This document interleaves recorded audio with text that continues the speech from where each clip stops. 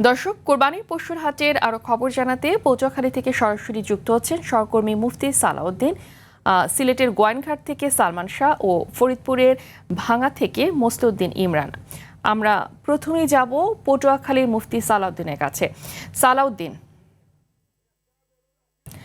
হাটে ক্রেতা বিক্রেতাদের উপস্থিতি কেমন দেখছেন এবং আমাদেরকে জানাবেন যে কোন সাইজের গরুর চাহিদা বেশি, দাম নিয়ে ক্রেতা বিক্রেতাদের মতামত কি? তো 3 দিন বাকি আছে। শেষ মুহূর্তে এসে ক্রেতা এবং বিক্রেতা সবাই আসলে এই হাটে বিক্রি এবং কেনা নিয়ে ব্যস্ততার দিন কাটাচ্ছেন। আজকে সবচেয়ে বড় যে পটুয়াখালী জেলার ভিতরে পশুর হাট, সেটা হচ্ছিল বাউপলের কালাইয়া। সেখানেও আজকে প্রচুর গরু বেচা কেনা হয়েছেন। সেখানে আমরা ক্রেতাদের কাছ থেকে আমরা যে তথ্য পেয়েছি তাতে গত বছরের চেয়েও এবার গরুর দাম অনেক বেশি। আজকে আমি পটুয়াখালী জেলার 127টি গরুর হাট রয়েছে, তার ভিতরে 57টি রয়েছে স্থায়ী হাট এবং 70টি রয়েছেন আপনার কোরবানির জন্য বিশেষ অস্থায়ী হাট। আমি এখন দাঁড়িয়ে আছি পটুয়াখালী শহরের অন্যতম একটি হাট, হেতালিয়া বাদগাড়ের পশু হাটে।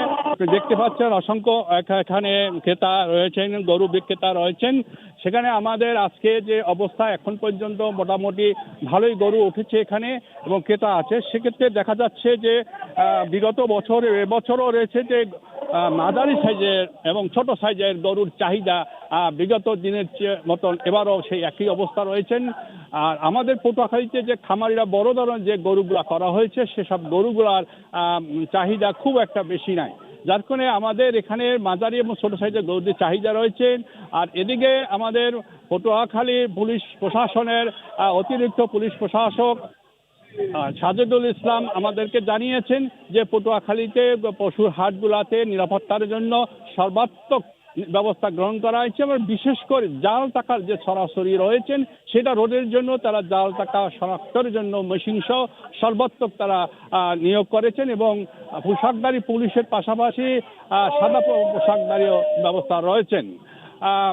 এই ছিল আসলে আমার কাছে শেষ। আমরা এখন সর্বশেষ চলে যাব আমাদের সিলেটের পশু হাটের কি অবস্থা, আমাদের সিলেট প্রতিনিধি সালমান শাহর কাছে।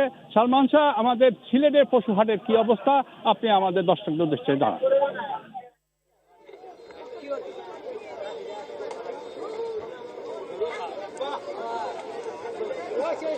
জি, ধন্যবাদ সালাউদ্দিন। আমি এই মুহূর্তে আছি সিলেটের বিখ্যাত একটি কুরবানি পশু হাট দরবস গরুর হাটে। আপনারা দেখতে পাচ্ছেন আসলে আমার বাম পাশে একটি বিশাল একটি গরু রয়েছে। এটার নাম রাখা হয়েছে কালোমানিক এবং কি এটা আমরা এখানে এসে জানতে পারলাম যে এটার 7 লক্ষ টাকা দাম চেয়েছেন, কিন্তু এ পর্যন্ত 5 লক্ষ টাকা দাম হয়েছে। এছাড়াও আপনি পুরো বাজারে আসলে পুরো বাজারে কানায় কানায় ভরে গেছে ছোট মাঝারি এবং কি বড় আকৃতির গরুতে।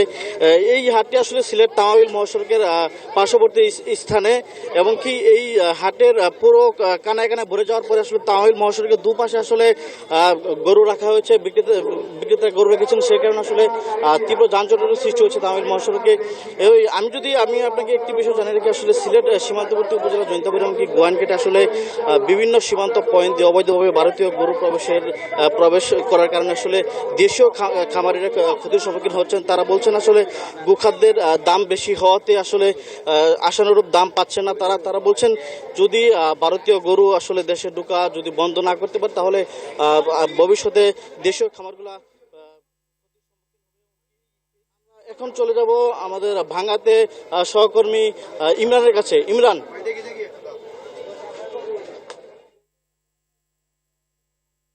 ধন্যবাদ। ঈদের কোরবানিদের দিন যত ঘনিয়ে আসছে ততই কিন্তু ভাঙ্গার যেই পশুর হাটগুলো রয়েছে সেগুলোতে কিন্তু বেড়ে চলেছে গরুর কেনা বেচা। তা আমি এই মুহূর্তে রয়েছি ভাঙ্গা পৌরসভার কাপড়সদ্দি এলাকার যে অস্থায়ী গরুর হাটটি রয়েছে সেখানে আমি দুপুর থেকে অবস্থান নিয়েছি। অবস্থান নেওয়ার পরে যেমনটি দেখতে পেয়েছি যে দুপুরের দিকে ক্রেতা এবং বিক্রেতাদের সংখ্যা কিছুটা কম থাকলেও বেলা গড়ানোর সঙ্গে সঙ্গে কিন্তু এই হাটটি ক্রেতা এবং বিক্রেতাদের ভিড়ে কানায় কানায় পরিপূর্ণ হয়ে ওঠে। এবং এখানে আসার পরে আমি ক্রেতা এবং বিক্রেতাদের সঙ্গে কথা বলেছি। তারা আমাকে যেমনটি জানিয়েছেন যে এই হাটে কিন্তু ছোট, মাঝারি এবং বড় 3 রকমের গরুই রয়েছে, কিন্তু সব থেকে চাহিদার শীর্ষে রয়েছে ছোট এবং মাঝারি গরু।